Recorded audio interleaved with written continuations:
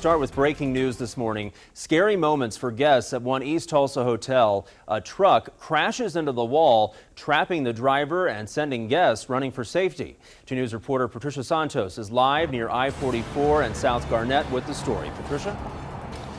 Well, Justin, this is not something that you see every day. Take a look.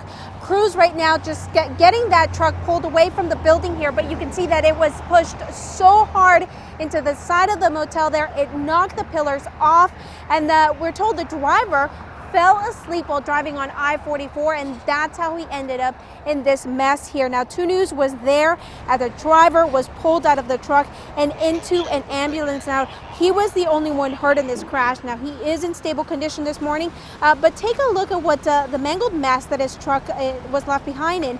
It took firefighters nearly an hour to get him out of the truck. First, they had to build pillars to stabilize the building and then use the jaws of life to rescue him. Also trapped inside was a guest in the hotel room where the truck landed.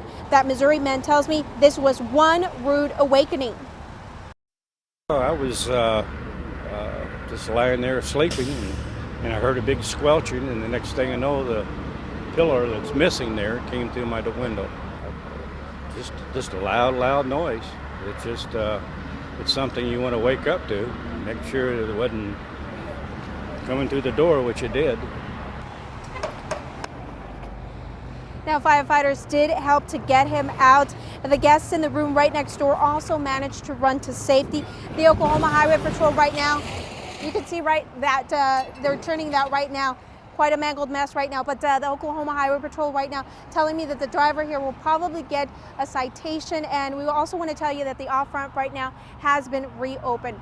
Live in East Tulsa, Patricia Santos, 2 News works for you.